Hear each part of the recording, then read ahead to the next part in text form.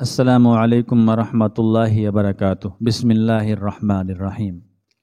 میں نے بڑی مشکلات کے بعد نوکری حاصل کی تھی۔ پہلی تنخواہ ملی تو خوشی سے پیسے لا کر بیوہ ماں کے ہاتھ پر رکھے۔ ماں بولی کہ ان پیسوں پر ایک بیوہ کا بھی حق ہے۔ میں حیران ہوا کہ میری رقم پر کون بیوہ حق رکھ سکتی ہے۔ ماں نے بوری بھر کر راشن دیا اور بولی کہ فلاں گھر میں جا کر راشن دے آؤ۔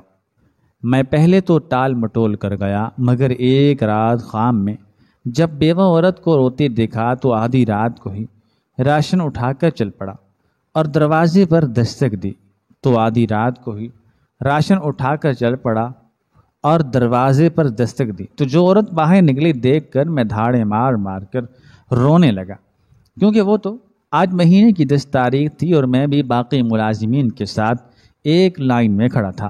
سامنے ہی ایک کمرے کی کھڑکی میں مزید چھوٹی سی کھڑکی بنی ہوئی تھی جس سے صرف ہاتھ ہی گزارا جا سکتا تھا۔ میں بار بار کبھی اپنے ہاتھوں کو مسلتا، کبھی مسکرا کر سامنے دیکھتا۔ دل میں کئی طرح کے وسوسے سے آ رہے تھے۔ شاید ہی وہاں پر موجود کوئی شخص اس قدر بے چین اور دل ہی دل میں خوشی محسوس کر رہا ہو جس قدر میں خوش تھا۔ خوشی کی وجہ بھی یہ تھی کہ آج مجھے میری زندگی کی پہلی تنخواہ ملنے والی تھی۔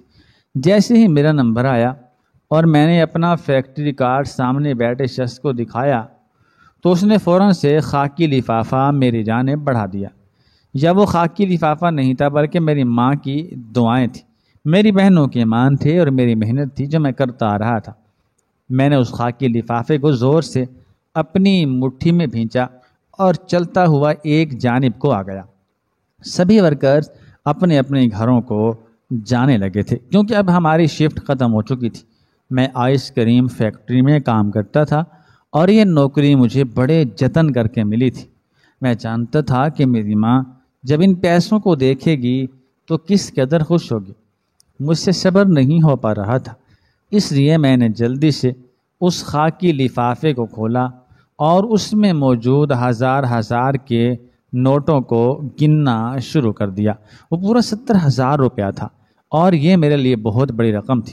جس وقت میں اس فیکٹری میں کام کرنے کے لیے آیا تھا میری جیب میں 70 روپے موجود تھے اور آج میں 70,000 روپے کا مالک بن چکا تھا۔ میری آنکھوں میں آنسو جھلملانے لگے تھے۔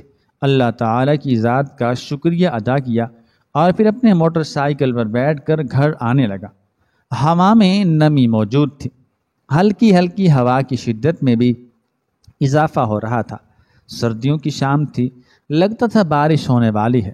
خون جما دینے والی ٹھنڈ میں بھی گویا آج مجھے ٹھنڈ نہیں لگ رہی تھی۔ شاید انسان کا موڈ اچھا ہو، وہ خوش ہو تو اس طرح کے موسمی حالات بھی اسے تکلیف نہیں پہنچا پاتے۔ بہرحال خوشی خوشی میں گھر تک پہنچا تھا۔ جب تک گھر کے دروازے پر پہنچا میرا پورا وجود تو گویا اکڑ چکا تھا، خون تو جیسے رگوں میں ہی جمنے لگا تھا۔ میں نے اپنے سن ہاتھوں سے دروازے پر دستک دی۔ دروازہ ہمیشہ کی طرح میری بڑی بہن نے ہی کھولا تھا۔ جیسے ہی اس نے دروازہ کھولا میں موٹر سائیکل لے کر اندر آیا۔ وہ بھی سوالیہ نظروں سے مجھے ہی دیکھ رہی تھی کیونکہ میں نے سب کو بتا رکھا تھا کہ آج مجھے تنخواہ ملنے والی ہے۔ جیسے ہی موٹر سائیکل سے اترا تو سب سے پہلے اپنی بڑی بہن کے ماتھے پر بوسہ دیا۔ وہ تو مجھے اتنا خوش دیکھ کر ہی حیران ہو رہی تھی۔ کہنے لگی کہ کیا ہو گیا، اتنے خوش ہو، تنخواہ مل گئی ہے کیا؟ میں نے کہا کہ ہاں مل گئی تنخواہ۔ تب تک امی اور میرے باقی چھوٹے بہن بھائی بھی وہاں پر آ چکے تھے۔ میں اگلے پل گیا اور امی کو گلے سے لگا لیا۔ میری خوشی کا تو کوئی ٹھکانہ نہیں رہا تھا۔ سب کے چہروں پر ہی گویا مجھے مسکراتا ہوا دیکھ کر مسکراہٹ پھیل چکی تھی۔ یہی تو تھا بہن بھائیوں اور ماں کا پیار۔ میں نے وہ سارے پیسے جو ملے تھے لا کر اپنی ماں کے ہاتھ پر رکھ دیے۔ امی نے ان پیسوں کو دیکھ کر سب سے پہلے بسم اللہ پڑھی تھی، پھر میرے ماتھے پر پیار کرتے ہوئے کہنے لگی کہ اللہ تعالیٰ تمہیں دن دگنی اور رات چگنی ترقی عطا فرمائے۔ جب میں نے بتایا کہ یہ 70,000 روپے ہیں تو میری ماں بھی خوش ہوئی تھی، جبکہ میرے بہن بھائی تو خوشی سے چہک اٹھے تھے۔ کہنے لگے کہ ہمارے تو دن پھر گئے۔ اب ہم لوگ بھی نئے نئے کپڑے لیں گے، نئی نئی چیزیں لیں گے اور خوب مزے کریں گے۔ اب ہمیں کبھی سوکھی روٹی نہیں کھانی پڑے گی، نہ ہی عیدوں پر پرانے کپڑے پہن کر گھومنا پڑے گا۔ اپنے بہن بھائیوں کو اتنا خوش دیکھ کر، ان کی باتیں سن کر میں گہری سانس خارج کر کے خوش ہو چکا تھا، کیونکہ میں جانتا تھا کتنی مشکلوں سے آج ہم اس مقام پر پہنچے تھے۔ میری امی کہنے لگی کہ نہیں، سب سے پہلے تو اس میں سے ایک حصہ اللہ تعالیٰ کی راہ میں خرچ کرو گے، اس کے بعد ہی اس سے اپنا خرچ چلائیں گے۔ میں بھی خوش تھا کہ میری پہلی تنخواہ ہے، کسی غریب کے نام کے لیے تو ضرور نکالنی چاہیے۔ ایسا نہیں تھا کہ ہم لوگ بہت امیر تھے، دراصل یہ 70,000 روپیہ ہاتھ میں آنے کے بعد ہی ہم خود کو اچھا سمجھ رہے تھے، ورنہ ہمارے گھر کے حالات بھی بے حد خراب تھے۔ اگلے ہی روز میں اور اماں بازار گئے۔ ہم لوگوں نے پورے مہینے کا بہت زیادہ راشن لیا تھا، صرف دالیں سبزیاں ہی نہیں بلکہ تینوں اقسام کے گوشت اور مچھلی بھی لی تھی۔ مدتیں گزر چکی تھیں گوشت کھائے ہوئے، تمام تر چیزیں لا کر رکھیں۔ راشن کے 2 الگ الگ پیکٹ بنے پڑے تھے۔ امی کہنے لگی کہ یہ راشن اپنا ہے، جبکہ دوسرا ایک بیوہ خاتون کو دینا ہے۔ امی مجھے بتانے لگی کہ فلاں گاؤں میں اس گلی میں فلاں ایک بیوہ عورت رہتی ہے، میں چاہتی ہوں کہ یہ راشن اس کو پہنچا دیا جائے تاکہ اس کی دعائیں ہمیں لگیں اور اللہ تعالیٰ بھی ہم سے راضی ہو جائے۔ اس روز ہمارے گھر میں عید کا سا سما تھا۔ امی نے میرے لیے کئی اقسام کے کھانے بنائے تھے۔ ہم سب بہن بھائیوں نے مل کر سیر ہو کر کھانا کھایا تھا۔ کھانا کھا کر ہم سبھی بہن بھائی باتیں کر رہے تھے۔ باہر موسلا دھار بارش شروع ہو گئی تھی۔ مجھے اب نیند بھی بہت آ رہی تھی۔ میں گرما گرم لحاف میں جیسے ہی لیٹا تو اچانک میرے ذہن میں ایک دھماکہ سا ہوا تھا۔ بے ساختہ میرا دھیان اس بیوہ عورت کی جانب چلا گیا جس کے بارے میں اماں نے کہا تھا کہ اس کے ہاں راشن دینے جائیں گے۔ دل میں عجیب و غریب سے خیال آنے لگے کہ وہ بیوہ عورت تھی، گھر میں کوئی کمانے والا بھی نہیں ہوگا، نہ جانے اسے کتنی آس ہوگی۔ اماں نے کل کا کہہ رکھا ہے، آج تو راشن بھی آ گیا ہے، مگر میں گھر میں ہی سب کے ساتھ ہنسی مذاق میں اتنا مصروف ہو گیا کہ اسے راشن دینے کے لیے گیا ہی نہیں۔ میں فوراً اٹھ بیٹھا۔ جانے کون سی طاقت تھی جو مجھے مجبور کر رہی تھی کہ میں اب بھی وہ سارا راشن لے کر جاؤں اور اس خاتون کے گھر پر دے آؤں۔ وہ سارا راشن ایک بوری میں بھر کر رکھا گیا تھا۔ میں جیسے ہی اٹھا اور گھڑی پر وقت دیکھا تو رات کے 9:30 بج رہے تھے۔ بہرحال میں نے وہ راشن اٹھا کر اپنے کندھے پر رکھا اور چلنے لگا۔ ٹھنڈی ہوائیں اور ہلکی پھلکی بارش وجود کو ٹھٹھرنے پر مجبور کر رہی تھی، مگر میں یوں ہی چلتا رہا۔ چند گلیاں چھوڑ کر اس خاتون کا گھر آ چکا تھا جہاں پر وہ رہتی تھی۔ آس پاس نظر دوڑائی تو ساری گلی بالکل ویران پڑی تھی۔ وہاں پر کسی کے ہونے کا گویا گمان بھی باقی نہیں تھا۔ ہر کوئی اپنے گھروں میں لحافوں میں دبکا ہوا بیٹھا تھا۔ ایک نظر سامنے دروازے پر ڈالی تو دروازہ بے حد بوسیدہ تھا، کئی جگہ سے ٹوٹ پھوٹ کا شکار تھا، زنگ آلود بھی تھا۔ میں نے اس لوہے کے دروازے پر ہلکی سی دستک دی، مگر کوئی بھی باہر نہیں آیا۔ جب میں نے تیزی سے دستک دی تو اچانک مجھے قدموں کی چاپ سنائی دی۔ ایسے لگ رہا تھا جیسے کوئی بھاگتے ہوئے اس جانب آ رہا ہو۔ دروازہ کھلا تو سامنے ایک 7-8 سالہ بچی کھڑی تھی۔ مجھے دیکھ کر کہنے لگی، آپ کون ہو؟ میں نے ایک نظر اس بچی کی حالت کو دیکھا۔ میرے ہاتھ میں ٹارچ لائٹ موجود تھی۔ جب میں نے روشنی میں اس کی حالت پر غور کیا تو ایک پل کو میرے وجود میں کپ کپی سی طاری ہو گئی تھی۔ وہ بچی جس کی رنگت انتہائی سانولی تھی، چہرے پر زردی چھائی ہوئی تھی، اس قدر دبلی پتلی تھی کہ اس کی ہڈیاں بھی باہر کو نکلی ہوئی تھی۔ ایسے لگ رہا تھا جیسے کتنی ہی بیماریوں کی زد میں آ چکی ہو۔ بال بکھرے ہوئے تھے۔ وجود پر جو کپڑے پہن رکھے تھے وہ اس کی عمر سے بھی زیادہ بڑے تھے۔ ایسے لگ رہا تھا جیسے اس نے اپنی اماں کے کپڑے پہن رکھے ہوں۔ جگہ جگہ سے وہ کپڑے پھٹے ہوئے تھے جنہیں پیمان لگا کر جوڑا گیا تھا، وہ بھی بڑی ہی بے ترتیب طریقے سے۔ میں نے ایک نظر اس بچے کے حلیے پر غور کیا اور پھر کہنے لگا، کہ تمہارے گھر میں کوئی بڑا موجود ہے تو اسے بولو میں راشن لے کر آیا ہوں۔ راشن کا نام سننا تھا کہ اس کے زرد چہرے پر ایک پل میں رونق چھا چکی تھی۔ وہ مسکرا رہی تھی، ہنس کر کہنے لگی آپ ہمارے لیے کھانا لے کر آئے ہیں؟ اس کے سوال پر میں نے کہا کہ ہاں، میں تمہارے لیے راشن لے کر آیا ہوں۔ اس نے 3-4 مرتبہ مجھ سے یہی سوال پوچھا تھا۔ کہنے لگی انکل آپ سچ سچ بول رہے ہیں؟ یہ کوئی مذاق تو نہیں ہے؟ مجھے تو اس بچی کے دماغی حالت پر شک ہونا لگا تھا۔ یہ ذہنی توازن اس بچی کا خراب تو نہیں تھا۔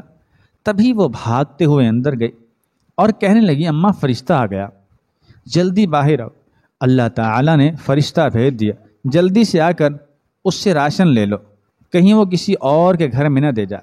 میں دروازے پر کھڑا تھا مگر اس بچی کے الفاظ بخوبی سن رہا تھا۔ گھر بھی کوئی چھوٹا سا تھا، اتنا بڑا نہ تھا۔ وہ بچی چونکہ دروازہ کھول کر چلی گئی تھی اس لیے اندر کا منظر بھی میں دیکھ سکتا تھا۔ اس کی اماں اس سے کہہ رہی تھی کہ کیسی باتیں کرتی ہو بیٹی، کون سا فرشتہ آ گیا؟ میں نے کہا تھا نا تم سو جاؤ، اللہ تعالیٰ خام میں میری بچی کو کھانا کھلا دے گا۔ مگر وہ بچی اپنی ماں کا ہاتھ زبردستی پکڑتے ہوئے باہر آ گئی۔ جیسے اس خاتون کی نظر مجھ پر پڑی تو فوراً دروازے کی اوٹ میں کھڑی ہو گئی۔ کہنے لگی کہ کون ہیں آپ، کس کام سے آئے ہیں؟ اس نے ایک سیاہ بڑی ہی باریک چادر جو کہ عموماً گرم موسم میں استعمال کی جاتی ہے اس سے خود کو ڈھانپ رکھا تھا، جو کہ سردی سے بچانے کے لیے کافی نہ تھی۔ اس کی آواز سن کر میں فوراً بولا کہ میں دراصل فلاں خاتون کا بیٹا ہوں، انہوں نے ہی کہا تھا کہ آپ کے ہاں راشن پہنچانا ہے، اس لیے میں یہ راشن لے کر آ گیا۔ میری بات سن کر اسے حیرت ہوئی تھی۔ دروازے کی اوٹ سے ہلکی سی نکل کر سامنے آئے۔ اس نے اپنا چہرہ یوں ہی ڈھک رکھا تھا، ایک نظر مجھ پر ڈالی اور پھر میرے پاس بڑی بوری کو جس میں 1 مہینے تک کا راشن موجود تھا۔ کہنے لگی یہ تم ہمارے لیے لائے ہو؟ وہ خاتون بات کر ہی رہی تھی کہ وہاں پر اس کے 2 بچے مزید آ گئے اور خوش ہو گئے۔ سب کی حالتیں بڑی خراب تھیں، لب خشک تھے، ایسے لگ رہا تھا جیسے مدتوں سے بھوکے ہوں۔ وہ عورت وہیں پر ہاتھ اٹھا کر اللہ تعالیٰ کا شکر ادا کرنے لگی۔ کہنے لگی کہ بہت بہت شکریہ بیٹا، تم نہیں جانتے تم نے میری کتنی بڑی مشکل آسان کر دی۔ خدا تمہارا بھلا کرے، تمہیں دن دگنی اور چگنی ترقی دے، تمہیں ہم غریبوں کو دینے کی اور توفیق عطا فرمائے۔ مجھے تو ابھی بھی لگ رہا ہے کہ یہ صرف اور صرف میرا خواب ہے۔ اس خاتون کی حالت دیکھ کر میرا تجسس مزید بڑھنے لگا تھا۔ میرا دل چاہا کہ میں اس عورت سے پوچھوں کیا اس کے سر پر کسی خاندان والے کا سایہ نہیں ہے۔ اس خاتون کی حالت دیکھ کر مجھے اس پر بہت ترس آیا تھا۔ اس کے 2 بچے بھی چھوٹے چھوٹے تھے، نہ جانے وہ وہاں پر کیسے گزارا کر رہی تھی۔ میں نے وہ راشن کی بوری اس کی اجازت لے کر اس کے گھر میں رکھ دی۔ وہ مسلسل روئے جا رہی تھی، روتے ہوئے مسلسل میرا شکریہ ادا کرتی جا رہی تھی، جبکہ اس کے بچے مجھے فرشتہ کہہ کر بلا رہے تھے۔ بار بار ان کے منہ سے اپنے لیے لفظ فرشتہ سن کر میں کہنے لگا کہ بچوں میں کوئی فرشتہ نہیں ہوں بلکہ ایک عام سا شخص ہوں۔ تبھی وہ خاتون کہنے لگی کہ بیٹا بھلے ہی تم عام ہوگے مگر ہمارے لیے بہت خاص ہو، میرے بچے تو تمہیں فرشتہ ہی کہیں گے کیونکہ انہیں میں نے بتا ہی کچھ ایسا رکھا تھا۔ اس خاتون نے مجھے بتانا شروع کیا کہ اس کا شوہر کھاتے پیتے گھرانے سے تعلق رکھتا تھا، وہ غریب ماں باپ کی بچی تھی۔ اس کا ایک بھائی تھا مگر ذہنی معذور تھا۔ اس کے ماں باپ نے ساری جمع پونجی اکٹھی کر کے اسے جہیز دیا تاکہ وہ اپنے سسرال میں اچھی زندگی گزار سکے، مگر سسرال والوں نے پہلے دن سے اسے خوب کڑوی کسیلی سنائی تھی کہ تم کیا جمعہ بازار سے سامان اٹھا کر لے آئی ہو؟ ارے ہم امیر کھاتے پیتے گھرانے سے تعلق رکھتے ہیں، کیا مہمانوں کو یہ جہیز دکھائیں گے جو تم لے کر آئی ہو؟ تمہارا سامان تو ہم اپنی ملازمہ کو بھی نہ دیں۔ اس گھر میں میری حقیقت کسی کام والے سے زیادہ نہ تھی، شوہر بھی کوئی خاص توجہ نہ دیتا۔ وہ لوگ ذرا امیر تھے اس لیے میرے سامنے خوب نخرے دکھاتے۔ مجھے میرا شوہر اپنی ضروریات کے لیے استعمال کرتا تھا۔ اس سے زائد اس نے کبھی مجھ سے میری خیریت تک نہیں پوچھی تھی۔ میں حاملہ ہوئی تو سوچا ہو سکتا ہے سب کے رویوں میں کچھ سدھار آ جائے، مگر شوہر کو اس سے کوئی سروکار نہیں تھا۔ الٹا غیر لڑکیوں میں دلچسپی لینے لگا اور مجھے ہی دھمکی دی کہ مجھے بیٹا پیدا کر کے دینا، اگر بیٹی پیدا ہوئی تو اچھا نہیں ہوگا۔ میں یہی دعا کرتی رہتی کہ میری پہلی اولاد بیٹا ہو، مگر خدا کی کرنی ایسی ہوئی کہ میں ایک بیٹی کی ماں بن گئی۔ بیٹی دنیا میں آئی تھی کہ شوہر نے ظلم کرنا شروع کر دیا۔ اب تو اس گھر میں میری حیثیت مزید کم ہو چکی تھی۔ جس کا جب دل کرتا مجھ پر ہاتھ اٹھا دیتا۔ اپنا جھوٹا کھانا وہ مجھے دیتے تھے۔ ماں باپ کو کچھ بتا نہیں سکتی تھی، نہ ہی کئی سالوں تک میں اپنے ماں باپ سے ملی تھی۔ وقت جو ہی گزرا اللہ تعالیٰ نے مجھے دوسری بیٹی بھی عطا کر دی۔ شوہر طلاق کی دھمکیاں دینے لگا۔ وہ دوسری شادی بھی کرایا تھا۔ اس کی دوسری بیوی بھی اسی کی طرح ماڈرن اور میکے سے بھی مضبوط تھی۔ اس مرتبہ جب اللہ تعالیٰ نے میری گود میں بیٹا دیا تو میں نے سوچا تھا کہ اب میری زندگی بدل جائے گی۔ میرا شوہر اور میری ساس سسر مجھ سے محبت کرنے لگیں گے، کیونکہ 2 بیٹیوں کے بعد میں نے ایک بیٹے کو پیدا کیا ہے، مگر شاید تب تک بہت دیر ہو چکی تھی۔ اسی روز میرا شوہر اپنی دوسری بیوی کے ساتھ آیا، خوشی خوشی اپنی ماں کو مٹھائی کھلا کر کہنے لگا کہ اللہ تعالیٰ نے مجھے جڑواں بچوں کا باپ بنانے والا ہے۔ بہت جلد میں 2 جڑواں بچوں کا باپ بننے والا ہوں۔ میرے بیٹے سے تو جیسے ان کو کوئی لگاؤ ہی نہیں تھا۔ وہ دوسری بیوی کی اولاد کو ہی اپنی اولاد سمجھتے۔ دوسری بیوی نے تو اس موقع کا فائدہ اٹھاتے ہوئے سب کو تگنی کا ناچ نچایا تھا۔ سسرال کے گھر کو بھی اپنے نام کروا لیا، سب کو اپنا غلام بنا کر رکھنے لگی، جن میں بھی شامل تھی۔ جب تک میرے شوہر کو احساس ہوا بہت دیر ہو چکی تھی۔ میرے شوہر کو اور میری ساس کو زہر دے کر میری سوتن نے مار دیا۔ اگر اس رات میں بھی وہ کھانا کھا لیتی تو میں بھی مر سکتی تھی، مگر چونکہ یہ سب لوگ پہلے کھانا کھاتے تھے اور میں پھر ان کا بچا کھاتی تھی، اسی وجہ سے میں بچ گئی، کیونکہ ان کی خراب حالتوں کو دیکھ کر مجھے پہلے ہی شک ہو چکا تھا۔ اس لیے کسی نہ کسی طرح اپنے تینوں بچوں کے ساتھ میں اپنے میکے پہنچ چکی تھی۔ کئی سال بیت چکے تھے۔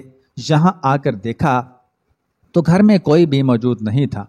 میرے ماں باپ اور ذہنی مریض بھائی وفات پا چکے تھے، کوئی بھی نہیں بچا تھا۔ اس لیے میں اپنے چھوٹے سے میکے گھر میں اب اپنے بچوں کے ساتھ رہ رہی ہوں۔ دھیرے دھیرے گھر کا سامان بیچا، ہاتھ میں جو سونے کی 2 چوڑیاں تھیں اور کانوں میں بالیاں بیچ کر کسی نہ کسی طرح گزارا کرتی رہی۔ پھر آس پڑوس سے بھی مانگا، مگر دھیرے دھیرے سبھی ہم سے دور ہونے لگے، باتیں سنانے لگے، اور اب یہ نوبت آ چکی ہے کہ 2 دن سے میرے بچوں نے کچھ نہیں کھایا۔ یہ بھوکے ہیں، بار بار مجھ سے کھانا مانگ رہے تھے۔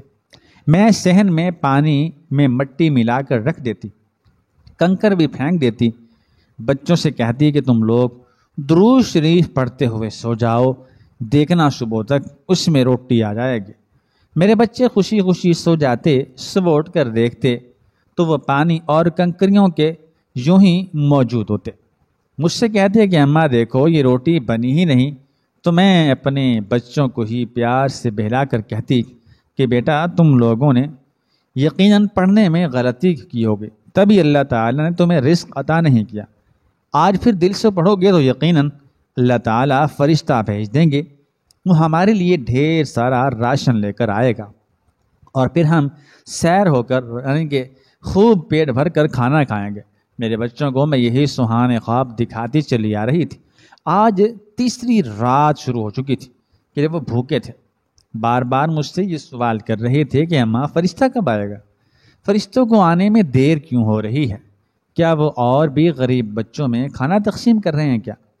میری آنکھوں میں آنسو آ چکے تھے۔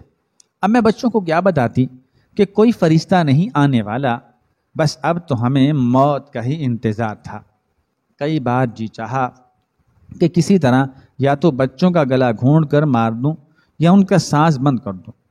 پیسے تو تھے نہیں جو زہر لا کر انہیں دے دیتی۔ بس اپنے بچوں کو اپنے ہاتھوں سے قتل بھی نہیں کر سکتی تھی۔ رو رو کر نوافل پڑھ کر دعا مانگتی کہ بس میرے بچوں کے لیے کہیں سے تھوڑا بہت کھانا مل جائے، اور دیکھو اللہ تعالیٰ نے تمہیں بھیج دیا، تم آ گئے یہ راشن لے کر۔ وہ عورت سسکیاں لیتے ہوئے اپنی آنکھیں صاف کر رہی تھی، جبکہ میں اس کی بات سن کر سر جھکائے گویا اپنے آنسو روکنے کی کوشش میں لگا تھا، کیونکہ وہ تو عورت تھی جبکہ میں مرد تھا۔ اس قدر دل برداشت تھا تو میں اپنی غربت کو دیکھ کر نہیں ہوا تھا جتنی اس خاتون کی بات سن کر ہوا تھا۔ اس خاتون کی دکھ بھری داستان سننے کے بعد میں نے فیصلہ کر لیا کہ میں اب ہر مہینے اس کے ہاں راشن پہنچا دیا کروں گا، کیونکہ میں بھی ایسے ہی کڑے وقت سے گزر کر آیا ہوں۔ اس خاتون نے فٹافٹ تھوڑا بہت آٹا اور دال نکالی اور جلدی سے آٹا گوندھ کر اپنے بچوں کے لیے کھانا بنانے لگی۔ میں وہیں پر ایک جانب بیٹھا دیکھ رہا تھا۔ وہ بچے کتنی حسرت سے اس روٹی کو دیکھ رہے تھے۔ جیسے ہی پہلی روٹی اتری وہ گرم تھی، مگر وہ بچے اس روٹی کو توڑ کر کھانے لگے۔ ان کے ہاتھ جل رہے تھے، منہ جل رہا تھا، مگر وہ خوش تھے کیونکہ انہیں پیٹ بھر کر کھانے کو میسر ہو رہا تھا۔ میری آنکھوں سے بے ساختہ آنسو جھلکنے لگے تھے۔ میں وہاں سے اٹھا اور جانے سے پہلے اس خاتون کو کہہ کر گیا کہ آئندہ ہر ماہ میں راشن پہنچا دیا کروں گا۔ اس دنیا میں آپ جیسے کئی غریب اور مفلس لوگ موجود ہوں گے، اور آپ کی کہانی سن کر میرا دل اس قدر پسیج گیا۔ اگر یہاں پر ہر گلی محلے میں بستیوں میں ایسے کئی مجبور اور بے بس لوگ موجود ہیں، میری تو بس یہ خواہش ہے کہ جس طرح میں اپنی تنخواہ سے ایک بے سہارا خاتون کی مدد کر رہا ہوں، اس کی کفالت کر رہا ہوں، ٹھیک ویسے ہی لوگ حسب توفیق اپنے آس پاس موجود لوگوں کی تھوڑی بہت امداد کرتے رہیں۔ وہ خاتون مجھے ڈھیروں دعائیں دینے لگی اور میں واپس آ گیا۔ اس روز میں بہت خوش تھا جب تیز بارش ہو رہی تھی، مگر مجھے ٹھنڈ محسوس نہیں ہو رہی تھی۔ میرا خون گرم تھا اور آج میں رو رہا تھا۔ اس بارش میں میرے آنسو بھی بہہ رہے تھے، لیکن مجھے ٹھنڈ محسوس نہیں ہو رہی تھی، بلکہ جسم گویا آگ کی بھٹی پر جل رہا تھا۔ گھر پہنچا تو میری ماں میری انتظار میں بیٹھی تھی۔ سبھی پریشان تھے کہ رات کے اس پہر میں کہاں چلا گیا۔ امی مجھ سے سوال کرنے لگی کہ بیٹا تم رات کو اٹھ کر کہاں چلے گئے تھے؟ میں نے گہری سانس خارج کی اور پھر آ کر امی کو دیکھ کر کہنے لگا کہ کچھ نہیں امی، بس فرشتہ بننے کے لیے گیا تھا، دعائیں لینے کے لیے گیا تھا۔ میری بات سن کر امی مجھے حیرت سے دیکھنے لگی۔ صحن میں تو جہاں پر وہ بوری پڑی تھی وہ بھی موجود نہیں تھی۔ امی نے مجھ سے دوبارہ سوال کیا تو میں نے انہیں سب کچھ بتا دیا۔ یہ سن کر وہ ایک گہری سانس خارج کر کے رہ گئیں۔ کہنے لگی کہ ضروری نہیں وہ عورت ہمیشہ ایسی حالت میں رہے گی، اس کی بیٹیاں ہیں، بیٹے ہیں، یہ اس کی آزمائش ہے جس پر اگر وہ پورا اترے گی تو اللہ تعالیٰ اسے بہتر نوازے گا، مگر یہ ہماری بھی نیکی ہمارے نامہ اعمال میں لکھی جائے گی کہ جب ہمارے پاس اللہ تعالیٰ نے رزق دیا تو ہم نے اس رزق کو اپنے پاس جمع کر کے ذخیرہ کر کے نہیں رکھا، بلکہ اس سے ضرورت مند کی مدد بھی کی۔ میری امی مجھے دعائیں دینے لگیں، کہنے لگیں کہ آج اللہ تعالیٰ نے رزق دیا تو ہم نے اس رزق کو اپنے پاس جمع کر کے ذخیرہ کر کے نہیں رکھا، بلکہ اس سے ضرورت مندوں کی مدد بھی کی۔ میری امی مجھے دعائیں دینے لگی، کہنے لگی آج اگر تیرے ابا زندہ ہوتے تو وہ تجھ پر فخر محسوس کرتے۔ ناظرین، اسی طرح کی مزید سبق آموز کہانیاں سننے کے لیے ہمارے چینل کو سبسکرائب کریں۔ شکریہ۔